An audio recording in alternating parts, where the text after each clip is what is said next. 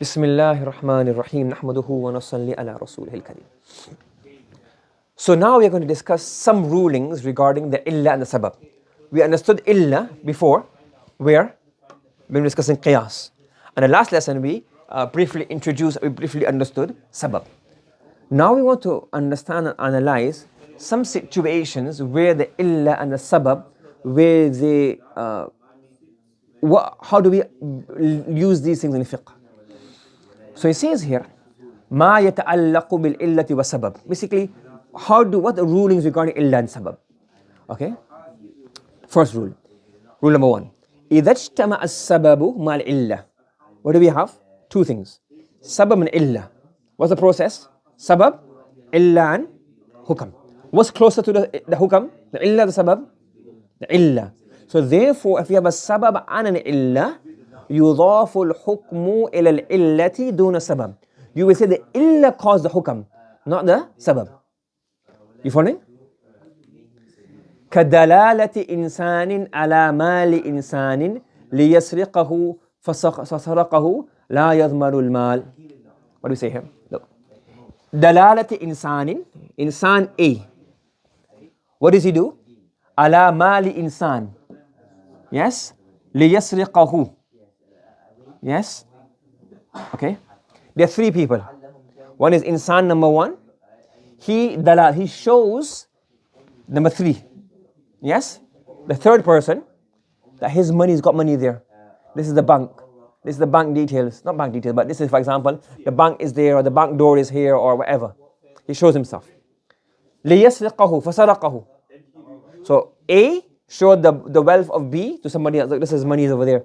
He's got £1,000 in his hotel room. فَسَرَقَهُ. What did he do? He stole it. لَا يَضْمَنُ الدَّالِ. This insan number 1 is not dhamin. Why? لأنه صاحب سبب لا صاحب لأنه صاحب سبب لا صاحب علة. He the sahib of the sabab, not the sahib of the illah. What does this mean? Look. In the ending, what happened in the ending? Theft. Sariqa.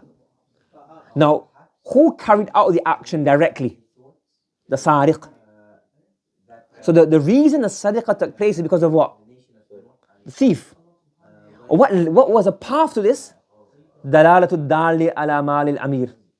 So somebody showing somebody, this is a rich person, or the leaders, or the money, or the wealthy person's money. Are you following? Do you understand? Yes? So there were two things that led up to this. The sabab, the illah, led up to the hukam. But because you have both here, who's the primary guilty person? The illah. So we say the hukam, the sariqa, took place because of the person stealing the money. Yes, he is guilty, he has some part to play, and the qazi will deal with him accordingly. But the theft took place because of the sariqa. So the hudud, etc., will happen on him, not on him. And the sariqa is by him. He will be dealt with accordingly. But the sariqa is because of him. Understood? Another example we have here. We have here Sawqud Dabba. What do we have here? Sawqud Dabba. A person is riding a horse, riding a donkey, riding a mule, or he's having it in a cart. As a result, what happens now? The donkey stepped over baby's foot, stepped over child's foot, stepped over somebody's grass, somebody's land, somebody's crops and his fields and his wheat and his barley. That led to his destruction. We have a sabab, we have a illah, we have a hukam. Okay? What will happen now? قد يكون السبب بمعنى الإلة إذا ثبت الإلة بالسبب. In this example, if you got the previous example, does the dabba in itself have the ability to make its own decisions where it walks, where it goes? But who controls it? The driver, the rider. So even though there is a sabab and there is an illah, but the sabab is becomes the illatul illah basically. This sabab is directly influencing the illah. In the previous example, the first example, you did not directly control and influence the thief saying, you must go and rob. If you put a gun to his head and say, go and rob, then it's slightly different. You just showed him, okay, there's some money there. So even though you played an evil part, you're the sabab, not the illah. But in here, when the animal is just walking, it walks as you direct it. It stops when you stop it. So even though the illah is actually the animal's crushing itself, that's the illah. But now, what will happen now? The hukam will be attributed to the sabab, not the illah. Why? Because the illah is not an independent agent. It doesn't have agency. So now the hukam, we say here, قد يكون السبب, in our example, the سوق الدابة, بمعنى إلا. Sometimes the sabab becomes the illa. When? إذا ثبت العلة بسبب. When the illa is only comes about because of sabab. You following? فيضاف الحكم إليه. Because you will in that scenario will attribute the hukam to the sabab لأنه علة العلة معنى. Because conceptually, really, in essence, it is the illah of the illah. Without the sabab, the illah will not come about. As opposed to the first example. كَالَّذِي سَاقَ دَابَّةً. Like a person who has ridden a horse or driven a horse or a camel or any conveyance. فَطَلَفَ بِوَطْئِهَا شَيْءٍ. Because of him riding it or because of him moving it, what does it do? It crushed something and it got destroyed. He is dhamin. He will have to give the amount of recompense. In the first example, the theft, the thief will have to give recompense because the thief is an agent. He is not an agent, the animal. So therefore, who is the real person who's causing destruction? Not the horse, but what, or rather what?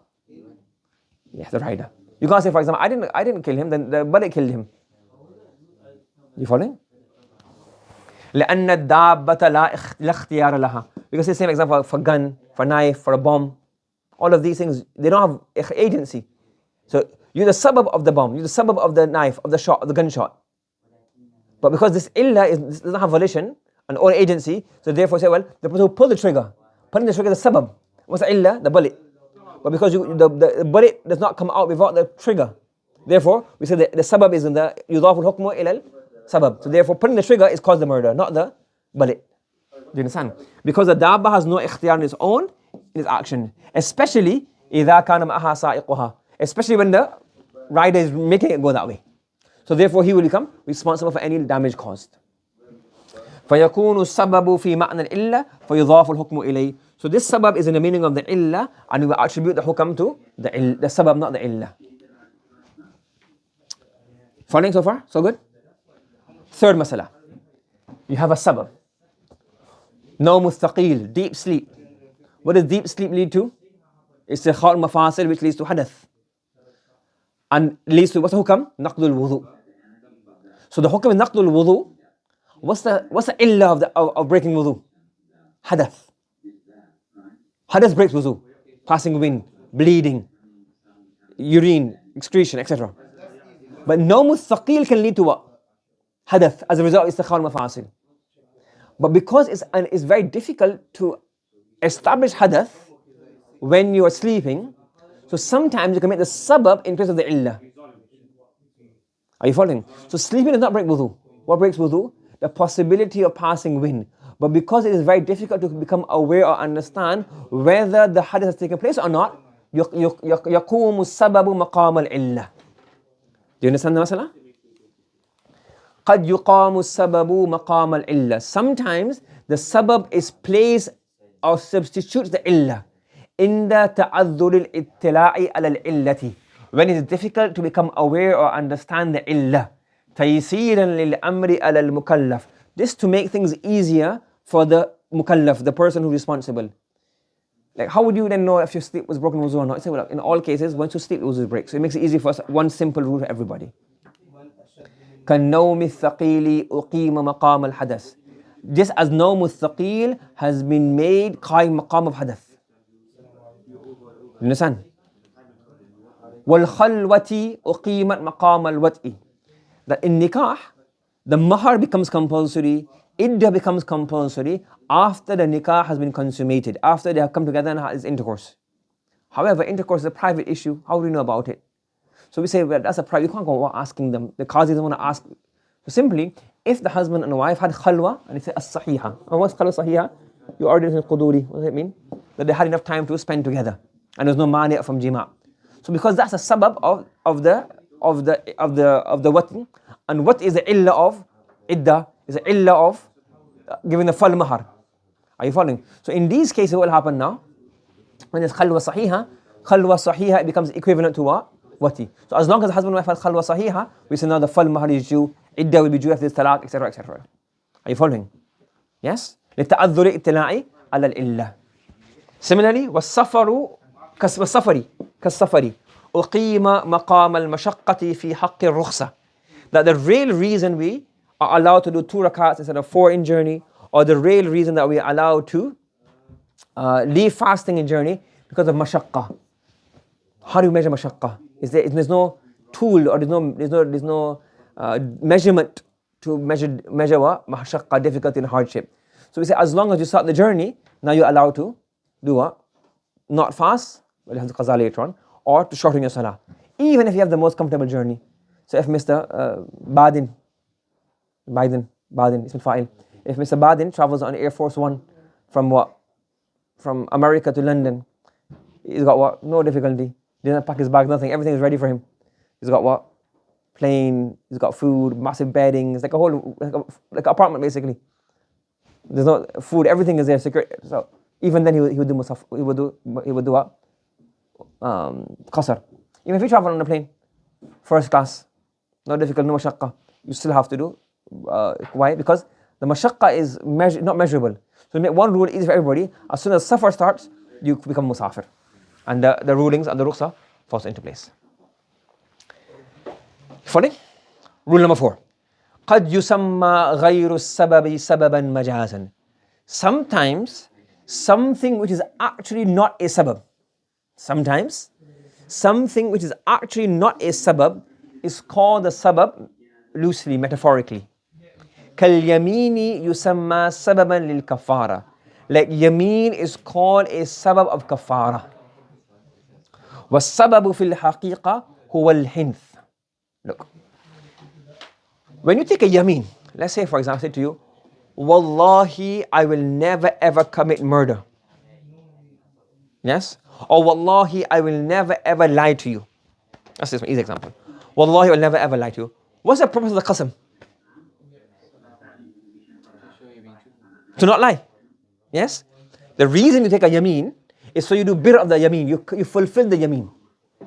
Yes? To say, for example, Wallahi, if I've ever committed murder, my wife has got talaq. For example. Yes, if he says this.